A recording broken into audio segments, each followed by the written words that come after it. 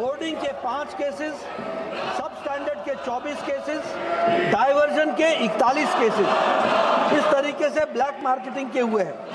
और इसमें जो एक्शन हुआ है, number of license cancelled and suspended black marketing में 2695, होर्डिंग में 62, सब स्टैंडर्ड में 106, डाइवर्जन में 294, टोटल 3157 केसेस पर लाइसेंस कैंसिल हुए हैं या सस्पेंड हुए हैं।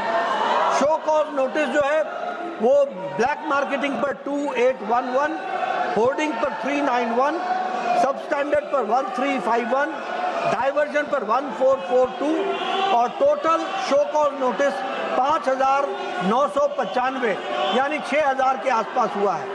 इस तरीके से इंस्पेक्शन जो है वो 1,58,128 इंस्पेक्शन हुए हैं। तो अध्यक्ष महोदय, हमारी कोशिश है कि हम स्मगलिंग को, डाइवर्जन को, सब स्टैंडर्ड को और होर्डिंग को बखूबी रोकें और इस काम में उत्तर प्रदेश सरकार बहुत तत्परता से काम कर रही है। क्या सरकार की भविष्य में योजना है कि किसानों की सब्सिडी डायरेक्ट उनके खातों में दी जाए?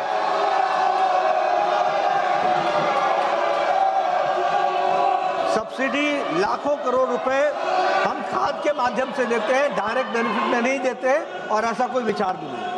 श्रीमती हरसिमरत कौर।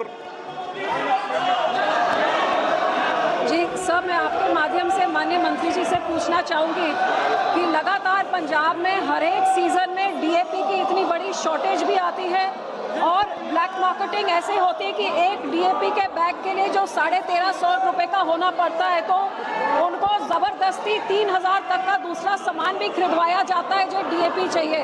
तो माननीय मंत्री जी बताएंगे कि पिछले 3 साल से 5.5 लाख मेट्रिक टन जो एलोकेशन है पंजाब की, वो कितना उसके अगेंस्ट एलोकेट किया है केंद्र ने और जो शॉर्टेज रही है उसकी भरपाई के लिए क्या किया है। और इसी के साथ मेरा सवाल जुड़ा है कि डीएपी की जगह जो एनपीके बेचा जाता है किसानों को एज अ सब्स्टिट्यूट जो 1720 रुपये का है, क्या आप उसमें कोई सब्सिडी ज़्यादा कम करेंगे? क्योंकि अब चाइना ने जब एक्सपोर्ट बंद कर दिया है, अपने पॉलिसी बदल दिया है जिस करके डीएपी की शॉर्टेज हो रही है, तो किसान डीएपी ना मिलने करके उसके ऊपर शोषण ना किया जाए, ब्लैक में उसको ना खरीदना पड़े, इसके बारे में आप क्या कर रहे हैं? क्योंकि आपके रिप्लाई ने बोला है कि ब्लैक मार्केटिंग में पंजाब में 2323 रेड्स हुए, लेकिन एफआईआर एक भी नहीं फाइल होया। जब मेरी अपनी कॉन्स्टिट्यूंसी में हर एक सेलर जबरदस्ती ब्लैक मार्केटिंग करके किसानों से पैसा वसूली कर रहा था जब डीएपी की जरूरत थी। Sir, this question pertains to Uttar Pradesh, Lakhimpur Kheri.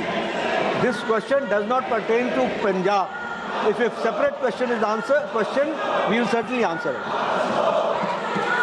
Grade 5 Shri Jugal Kishore. माननीय मंत्री जी, तो जवाब पटल पर रख दिया गया। श्री चंदन चौहान।